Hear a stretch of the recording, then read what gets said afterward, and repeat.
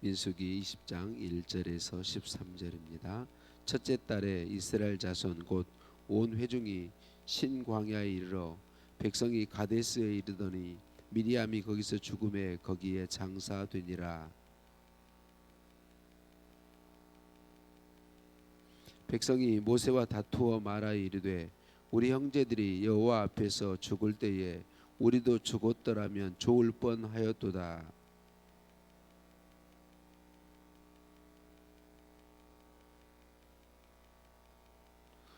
너희가 어찌하여 우리를 애굽에서 나오게 하여 이 나쁜 곳으로 인도하였느냐? 이곳에는 파종할 곳이 없고 무화과도 없고 포도도 없고 석류도 없고 마실 물도 없도다.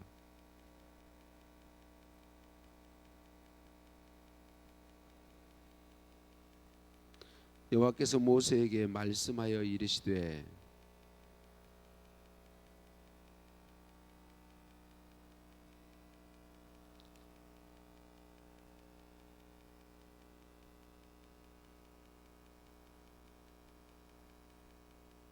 모세가 그 명령대로 여호와 앞에서 지팡이를 잡으니라.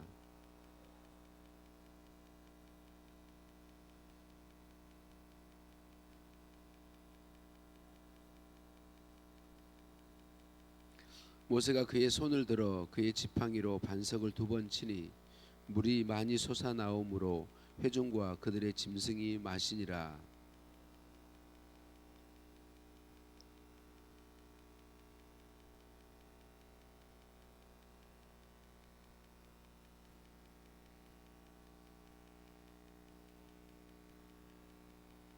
함께 읽습니다. 이스라엘 자손이 여호와와 다투었으므로 이를 무리라 하니라. 여호와께서 그들 중에서 그 거룩함을 나타내셨더라. 아멘. 인사 나누십니다. 사랑을 축복합니다. 사랑을 축복합니다. 첫째 1절 말씀에 첫째 딸 이렇게 말하고 있습니다. 여기서 첫째 딸은 출애굽한 뒤에 40년째가 되는 것이고 가데스 바네아에서 가나안 땅을 정탐한 뒤에 38년째 첫째 딸이라고 말합니다. 그 마지막에 이제 40년째가 광야에 40년째가 되는 그 마지막 해의 첫 달에 역시 시내 광야를 지나서 신광야 가데스에 이르렀다 그렇게 이야기하고 있습니다. 거기서 모세의 누이 미리암이 죽어 장사되었고요. 그곳에 이제 마실 물이 없어서 백성이 다시 모세와 다투었다 그렇게 이야기하고 있습니다. 아마 40년의 그동안의 또 어려움을 다 포함해서 자신들을 인도의 모세와 아론을 원망하고 또 대적하고 다투었다라고 하는 것을 우리가 볼 수 있습니다. 그때 모세와 아론이 하나님 앞에 엎드렸다 이렇게 이야기하고 있습니다. 모세와 아론이 참 많이 속상했지 않겠습니까? 40년째가 되었고 이제는 출애굽할 당시에 20세 이상은 거의 남자들은 거의 다 삶을 마감했고 새로운 세대란 말입니다. 근데 그 새로운 세대마저도 또 동일한 모습을 보일 때 얼마나 많이 안타깝고 또 마음이 괴롭고 힘들었을까요? 그런데 하나님 앞에 엎드렸다 이 말은 기도했다라고 하는 거죠. 여러분 그때 기도할 수 있는 건 하나님의 은혜이죠. 여러분 우리가 힘든 일 억울한 일을 만났을 때 우리 믿는 사람들은 기도할 수 있어야 되죠. 우리가 행복 찬양처럼 하나님이 우리에게 그런 은혜를 주시는데 힘든 일을 만났을 때 억울한 일을 만났을 때 기도하고 우리 하나님을 생각함으로 참을 수 있는 은혜를 우리에게 베풀어 주십니다. 은혜이죠. 여러분 나 자신을 위한 기도도 은혜인데 나를 힘들게 한 사람, 억울하게 한 사람, 그 사람을 축복하며 기도하는 것은 더욱 큰 하나님의 은혜이죠. 여러분 우리 하나님은 그런 은혜를 우리에게 베풀어 주십니다. 사람의 감정으로는 도저히 축복할 수 없는, 도저히 사랑할 수 없는 데에 사랑하고 축복할 수 있는 은혜를 베풀어 주십니다. 여러분 우리가 무슨 일을 만났을 때 우리 자신이 해결하려고 하는 건 참 지혜가 없는 것입니다. 우리가 가장 잘하는 것은 하나님께 맡겨드리는 것입니다. 우리가 하나님께 어떻게 맡길 수 있습니까? 기도하는 것 외에는 없죠. 하나님 앞에 엎드리는 것 외에는 없습니다. 그런 어떤 우리에게 문제가 부딪혀 올 때 우리가 할 일은 하나님 앞에 엎드리는 것이다. 하나님 그렇게 은혜 베푸시는 것이죠. 여러분, 나를 위해서 문제를 내가 해결하려 하지 않고 기도하는 것도 결코 쉬운 일이 아닌 하나님의 은혜인데, 나를 대적하고 나를 힘들게 하고 내게 손해를 끼치는 사람을 축복하며 기도한다는 건 이건 진짜 하나님의 은혜이죠. 그런데 여러분, 예수님 믿는 우리는 이런 은혜를 받았고 누릴 수 있다라는 사실을 기억했으면 좋겠습니다. 예수님 믿는 사람들은 가능합니다. 내 힘으로 가능한 게 아니라 하나님의 은혜로 가능한 것이죠. 우리 하나님 보세요. 40년째 원망하고 있습니다. 이게 이제 기록을 다 할 수 없어서 중요한 기록만 했을 뿐이지, 지금 40년째가 되는 이날, 또 첫째 달 그 달에도 이 백성들이 그동안 계속 하나님이 살아계시고 기적의 연속이잖아요. 40년이. 근데 그 40년째가 되는 그 첫째 달은마저도 또 하나님을 향해 원망하고 모세와 아론을 향해서 원망하고 다투었다. 그 말은 하나님을 향해 그렇게 했다는 거죠. 그런데 여러분, 그 백성을 하나님이 뭐라고 말씀합니까? 모세와 아론에게 바위를 명해서 물을 내서 먹여라, 그렇게 말씀하시는 것을 우리가 볼 수 있어요. 여러분, 우리 하나님, 이게 하나님의 은혜인 것이죠. 40년째 그렇게 하고 있어도 또 불쌍히 보시고 긍휼을 베풀어 주시는 분, 우리 하나님이시다. 여러분, 우리는 이런 말씀을 들을 때 나는 잘못한 것이 없고 당연히 형벌 받아야 될 사람들을 볼 때 우리는 나 자신은 제외하고 하나님이 저 사람을 심판해 주기를 원하는 마음이 우리 모두에게는 들어요. 그런데 여러분, 그 말씀대로 우리가 원하는 대로 그 누군가를 심판한다면 저와 여러분도 그 심판의 대상에서 벗어나지 못한다는 사실을 항상 기억해야 돼요. 저와 여러분이 심판받지 아니하고 지금 이 순간에 이렇게 하나님의 자녀로 아름다운 모습으로 복된 신앙인으로 하나님 앞에 있는 건 하나님의 은혜이지, 저와 여러분이 살아있을 만하게 죄 없이 잘 살았기 때문이 절대로 아니잖아요. 하나님 은혜로 우리가 살고 있는 거예요. 하나님 은혜로 살고 있어요. 여러분, 오직 하나님의 은혜가 우리의 소망이다라는 사실을 우리는 기억해야 됩니다. 하나님의 자비와 긍휼이 무궁하심으로 우리가 살고 있는 거지, 하나님이 우리를 바로 심판하신다면 우리에게는 소망이 없습니다. 하나님께서 40년째 이 모양으로 있는 거의 남자들은 거의 다 바뀌었단 말이죠. 바뀌었음에도 불구하고 여전히 그런 백성을 하나님은 여전히 긍휼히 여기시고 불쌍히 여기시고 그들의 원망에 대해서 심판이 아닌 물을 내어 먹이도록 하고 있는 것을 볼 수 있습니다. 사랑하는 성도님들, 저와 여러분이 죄에 넘어져도 소망이 있으면 하나님의 은혜와 긍휼이 무궁하심에 있습니다. 편하게 죄 지으란 말이 아님을 아시죠? 여러분, 우리는 죄와 늘 싸워야 합니다. 그런데 죄 지었을 때, 여러분 죄에 넘어졌을 때, 여러분 하나님의 은혜와 긍휼을, 무궁한 자비와 긍휼을 기억했으면 좋겠습니다.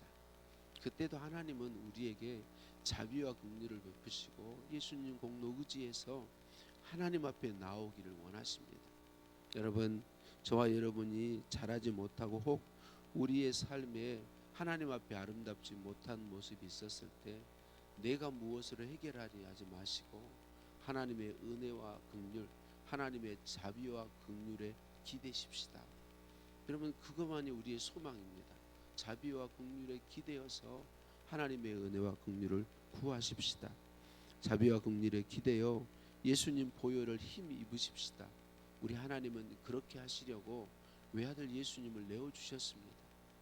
여러분, 우리 자신에 대해서 그리고 다른 사람들에 대해서 동일하게 할 수 있었으면 좋겠습니다. 마땅히 심판받아야 될 죄인이지만 하나님의 자비와 긍휼이 그에게 임하시도록 기도할 수 있는 은혜를 저와 여러분이 또 구했으면 좋겠습니다. 모세는 지면의 모든 사람보다 온유한 사람이다라고 하나님께서 말씀하셨습니다. 근데 그런 모세가 오늘 하나님 앞에 엎드려 기도하고 그 백성을 위해서 하나님 말씀대로 물을 내는 데까지는 하지만 온유함으로 행하지 못하죠. 화를 내면서 바위에게 명령하여 물을 내어서 먹이라고 하셨는데, 그렇지, 내가 너희를 위해서 우리가 아론과 모세와 아론 자신들이 우리가 반석을 명하여 물을 내서 먹이랴라고 화내면서 바위를 2번 쳤다 그렇게 말하고 있죠. 여러분, 모세는 그렇게 온유한 사람인데도 마지막 이 순간에 온유함으로 대처하지 못하죠. 그래서 우리가 여러분 항상 깨어 있어야 되는 이유입니다. 저와 여러분이 우리의 믿음을 절대로 자신하시면 안 됩니다. 우리의 믿음에 자신감을 가지서는 절대로 안 됩니다. 언제나 우리는 이 모세 40년 동안 이 백성을 잘 인도해 온 모세인데 마지막 해 그 한순간, 당연히 모세 입장에서 본다면 마땅히 화내는 게 맞아요. 여기서 또 온유함을 한다는 게 사람이 할 수 있는 일이 아니에요. 그런데 여러분, 그런데 그때에도 온유함으로 했다면 진짜 승리자로 섰을 거예요. 근데 모세가 39년을 온유함으로 살았던 모세인데 그렇지 못했죠. 여러분, 저와 여러분이 깨어 있어야 될 이유입니다. 우리의 믿음을 자신해서는 안 되는 이유입니다. 우리는 우리 주님이 재림하시든지 주님 앞에 설 때까지 끊임없이 하나님 앞에 엎드려서 나는 하나님 부족한 자입니다. 나는 연약한 자입니다. 하나님이 은혜 베풀어 주시지 않으면, 하나님이 나를 붙들어 주시지 않으면, 하나님께서 나를 인도해 주시지 않으면 언제든지 믿음의 발걸음이 넘어질 수밖에 없는 존재입니다. 우리는 이렇게 하나님 앞에 고백해야 합니다. 그리고 하나님의 은혜와 긍휼을 끊임없이 구하고 의지해야 하는 것이죠. 하나님께서는 모세와 아론이 하나님의 거룩함을 나타내지 아니했다 그렇게 말합니다. 하나님을 믿지 못함으로 거룩함을 나타내지 못하였다. 하나님을 온전히 믿는 믿음을 잃어버린 건 아닐 거예요. 근데 하나님 되심을 드러내지 못했다 그렇게 이야기하고 있습니다. 여기서 우리가 잘 보아야 되는 것이, 여러분, 모세와 아론이 구원을 잃어버린 거 아니죠. 하나님의 백성의 지위를 잃어버린 거 아니고 상을 잃어버린 것도 결코 아니에요. 하나님 앞에 받아들일 영원한 상을 잃어버린 거 아니에요. 근데 본말 오매불망하던 소원을 하나 이루지 못한 것이죠.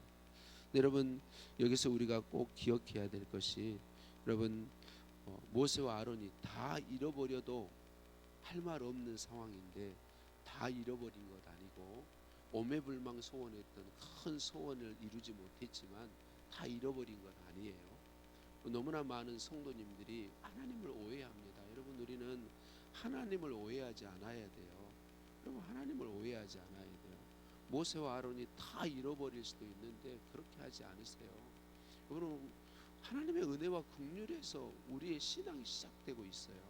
저와 여러분이 어떻게 예수님을 믿습니까? 하나님의 먼저 사랑하신 그 사랑, 변함없는 그 사랑 때문에 예수님 믿고 있는 거죠.